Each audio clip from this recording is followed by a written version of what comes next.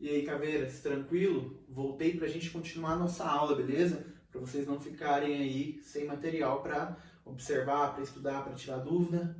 Continuar a nossa aí separação de misturas. Da outra vez, a gente trabalhou com os métodos de separação de mistura, tá? Mecânicos utilizados para separar misturas heterogêneas, que não apresentam aspecto uniforme, certo? Ou seja, tem mais de uma fase, tranquilo? Agora a gente vai trabalhar aí com os nossos métodos físicos de separação de mistura, ou seja, né, sistemas que têm uma única fase, certo? Ou seja, aspecto uniforme, tranquilo? E esses métodos físicos separam justamente elas, tá? As misturas homogêneas. Além disso, os métodos físicos alteram a fase física, o estado de agregação de pelo menos um dos componentes da mistura. No caso aqui, tá? A gente vai trabalhar o quê? A destilação simples, que é o exemplo mais comum que a gente tem sobre métodos físicos de separação de mistura. O que acontece aqui? A destilação simples ela é baseada no ponto de ebulição dos componentes da mistura, certo? A destilação simples separa sólido de líquido, grande maioria das vezes, tá? O exemplo mais comum que a gente tem disso é a água e algum tipo de sal. No caso, pode ser o cloreto de sódio, que é o sal mais comum que a gente tem.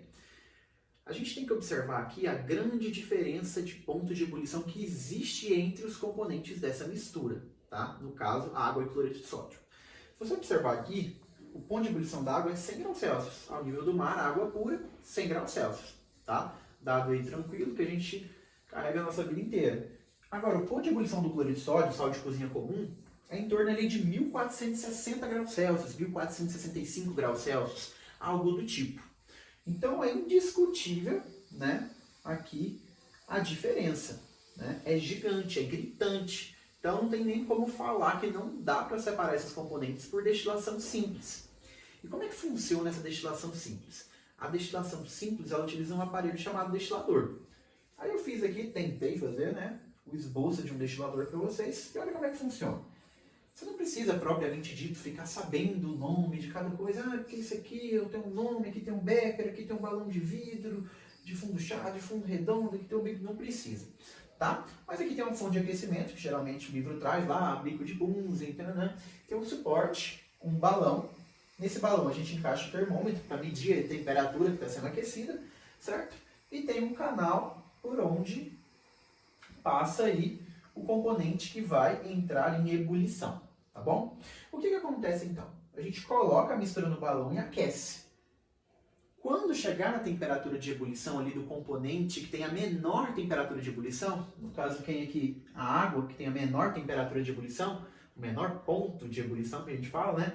O que vai acontecer? Vai começar a subir vapor de água. Aí o que acontece? Esse vapor de água vai passar por esse canal aqui. E esse canal é um canal de vidro. E por fora desse vidro tem um tubo por onde entra a água em temperatura baixa. Então, geralmente, temperatura ambiente, 25, 20. Enfim, uma temperatura menor do que o vapor. Que aqui entra a água e aqui tem um canalzinho que sai a água.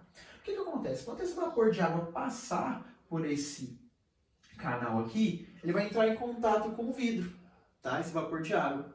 Quando ele está em contato com esse vidro que está numa temperatura mais baixa do que o vapor, ele vai condensar. O que é condensar? É passar do estado gasoso, né, do estado de vapor, para o estado líquido. E aí o que acontece? Esse líquido sai aqui do outro lado. Ó. Aí sai o quê? Água. A gente chama de água destilada. Lógico que depende do processo de destilação, se o aparelho está bem calibrado, se a gente está medindo tudo certinho, tá? Mas a destilação ela é um processo delicado. Ok? Mas de todo jeito aqui vai sair água, ó. E depois que toda a água sair, o que vai sobrar aqui dentro do balão? Nosso NaCl, que o ponto de ebulição é muito alto. Então a gente não vai conseguir, tá, fundir ele e posteriormente ebulir ele. Então o que acontece? O NaCl vai ficar aqui dentro do balão e a água vai sair lá do outro lado. Esse é o processo que a gente chama de destilação simples, tá? A gente podia fazer com vários outros tipos de sais, ok? Como, tá? Vocês já sabem, os sais são compostos iônicos, tá? Tem pontos de fusão e ebulição elevadíssimos em comparação com a água, que é um composto aí, tá?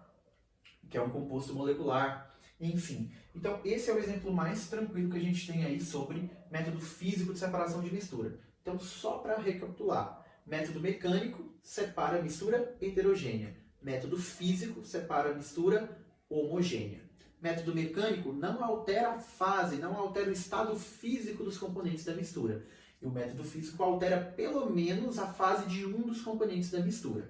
Beleza? O método que a gente trabalhou lá nos métodos mecânicos foi a filtração, que também é bem comum, né? Bem cobrado.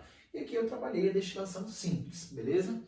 Não confundir com a destilação fracionada, tá? Depois a gente dá um trabalhinho aí e faz uma aulinha sobre destilação fracionada. Por enquanto a gente fica aqui com a nossa destilação simples.